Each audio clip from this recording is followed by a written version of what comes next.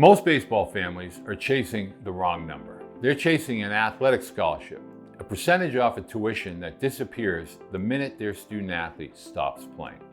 And while they chase it, they walk right past the bigger number nobody ever taught them to look for. Today, I'm going to show you that number. I'm Coach Beede, and for nearly 40 years in the game, I have raised two sons through the entire recruiting process, and I've sat with thousands of families, and they make this exact decision that I'm about to walk you through now. So let me tell you the truth, most people in recruiting won't. And here's what most parents believe. The goal is Division I baseball scholarship. Get the offer and you've won. But let's look at what just happened across all of college baseball. Over the last year, all of the old scholarship rules were enhanced and changed. Division I programs had the ability to opt in to the new settlement, and they have the opportunity to go anywhere from 11.7 scholarships to a full roster of 34. No longer are there walk-on spots, and those used to be the developmental spots. That is the biggest difference in college athletics, is all roster spots now have to be a production-based student athlete. No longer is there room on college rosters for development. Handful of programs offer these full 34 scholarships.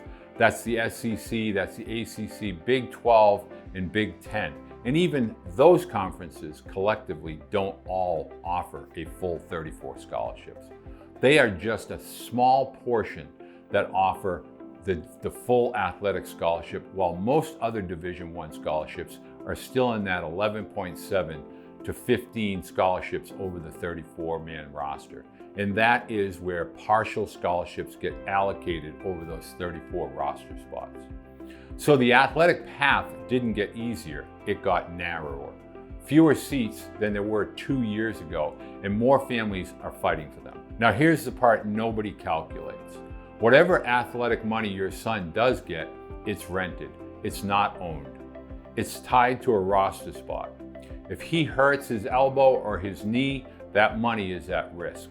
Or a new coach comes in and doesn't see him in the same light that the former coaches did, the money disappears real quick. He gets squeezed and obviously ends up in the transfer portal, and he has to start over. Athletic money lasts exactly as long as your student athlete is useful on the field. Academic money is different, much different. Academic money is your student athletes during their full 4 years as a student at that college or university. It's tied directly to his academics, his brain, not his arm or his legs. It doesn't care if he ever throws a pitch. It doesn't worry about what the statistics are. And for the right student athlete, it is almost always the bigger number. In fact, let me show you. At an Ivy League school, there's no such thing as an athletic scholarship. Never has been. But what the Ivies are capable of doing is meeting a family's full demonstrated need. Money with grants, merit money, things you do not pay back. For a lot of middle-class families, that means the most expensive schools in America can cost less than the state university down the road. The same story can be said at other Division I academic schools, as well as Division III schools such as the UAA and NESCAT Athletic Conference. No athletic scholarships are allowed at the Division III level. They are all need-based aid, and a lot of academic schools provide merit money on top of that. That can cover the majority of the college expense bill, and it's locked in for the full 4 years, whether your student athlete is a Friday night starter or never sees the field of play.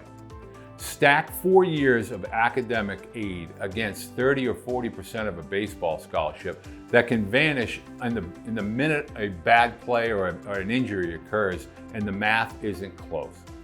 I want you to know I'm not just speaking in theory.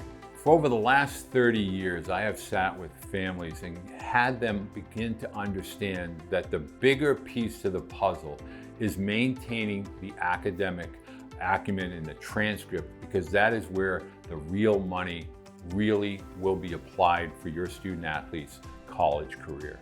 It's going to stay with them for the full 4 years as long as they are a student in good standing at the college level. Sometimes there are certain GPA thresholds, but by and large, the academic money is going to stay with your student athlete for their entire college career. So here's the truth that I want you to begin to think about and really begin to understand.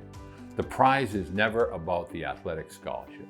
The prize is the degree that your student athlete gets to keep, the network that they walk into, and the freedom to leave baseball on their own terms instead of being cut or disappointed during that process. An athletic scholarship pays for a few years of college. The right academic fit and the right academic grant money can pay for the next 40. Chase the bigger number. If you don't know where your student athlete stands academically or athletically, start there. Get an honest evaluation. Make sure you fill out the forms below at coachbeede.com, and I will help you figure out where your student athlete currently sits within the college recruiting process. And for straight answers week after week, make sure you join the Coach Beede newsletter.